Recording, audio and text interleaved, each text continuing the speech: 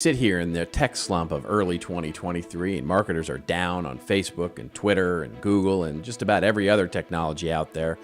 Generative content and artificial intelligence continue to have quite the buzz in the marketplace. I mean, we haven't seen this much excitement about internet technology since, well, search engines came around in 1995. But now, generative AI, it might just replace search. You ready for what's new that you need to lead in marketing? Yeah, let's roll.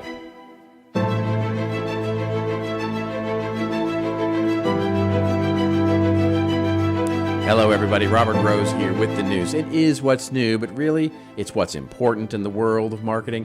And for the best and best practices, you can always head on over to contentmarketinginstitute.com. So on Tuesday of this week, Microsoft CEO Satya Nadella had a keynote address at a media event with more than 100 reporters, editors, and technology experts to show off the new Bing search engine and how it was incorporating chatbot technology from OpenAI into its search results. Saying that this goes well beyond the current search engine's capabilities is really an understatement, as the demonstration showed researchers doing everything from planning a vacation to researching Japanese poetry, even translating all that content from Spanish to English pretty seamlessly. The company also unveiled a new version of the company's web browser, the Edge browser. Now, you're all using the Edge web browser, right? You know the Edge. You're working with that, right? Anyway, I'm sure you all are. That will ultimately offer its own chatbot service. In that demonstration, a Microsoft vice president loaded up a news release in the Edge browser and asked the browser's chatbot to summarize the document and then write an original social media post about this wonderful new capability. As you might expect with a demo, it went off flawlessly.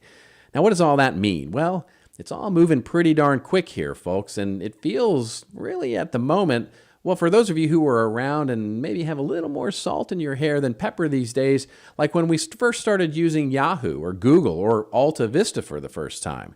We knew then that there were obvious flaws in this whole search engine thing, but we knew it was going to be big. I remember having passionate debates about whether Alta Vista was a better search engine than Google, and at the time, I was right. Fun side note, people forget that Alta Vista was the very first search engine to actually index the entire page of websites and had about 10 times the number of sites updated than its competitors. And it was also the first search engine that you could use natural language searching on. Typing in, for example, what is a server? The search engine would disregard giving you results for the words what and is. And yes, that really was a problem in the early days of search. And only focus on the object of that search, of course, the word server in context. One other thing. People also forget that Alta Vista was really a content marketing program developed by Digital Corporation as a means of demoing how awesome its new computer server hardware could do really complicated things. But by 1999, well, Google had ultimately won the search engine wars, and here we are again in 2023. Will Bing and AI start to supplement Google? My take? No. My take is that Google will once again play fast follower here and launch its own version of a chatbot. And oh my goodness, look what happened this week. That's right. This week, Google also tried to announce its own ChatGPT version, launching Bard. It's a chatbot developed with its very own technology. And well, their demo didn't go nearly as well as Microsoft's.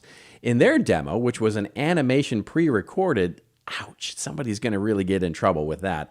Bard answered a question about the James Webb Space Telescope, saying it took the first pictures of a planet outside our own solar system. Now, of course, this is incorrect, as the European Southern Observatory's Very Large Telescope, the VLT, photographed two planets orbiting a sun about 300 light years away a few years ago. So interestingly, there is so much learning to get here, even a Google search gets you that same answer, which is, of course, the James Webb Telescope. And the first link is to the NASA blog post that says in its introduction, here we go, for the first time, astronomers have used the James Webb Telescope to take a direct image of a planet outside our solar system. Meaning, if you really understand the phrasing there, it was the first time that they used that telescope for that purpose. But media companies and humans who reproduced that story ran with the perhaps slightly confusing phrasing and started running with stories that made it explicit that the James Webb Telescope was the first one to capture that image. So in this case, while it's convenient to blame the AI, really it's the very human challenge of not getting our facts straight that actually got us in trouble here. Because if we were to browse the tens of articles that come up searching for this thing, your learning model, the human learning model, would be messed up too. All of this is a new world of how we're going to search, gather, and get our information. And it brings up much bigger questions for us as marketers. How does this affect our ability to shape opinions, create value with content? Who wins when the internet turns into just a large repository of structured, mostly inaccurate content that you go through a single interface to access?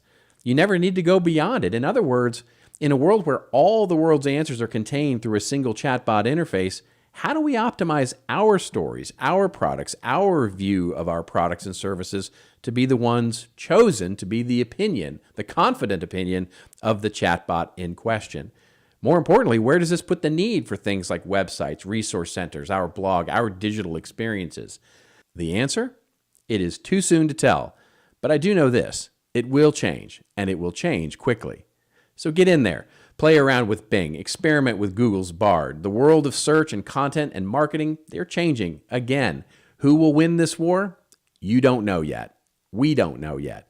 But we know that we need to change along with it. And I'd love to know what you think about all this. Where is all this going from the perspective of optimizing our content?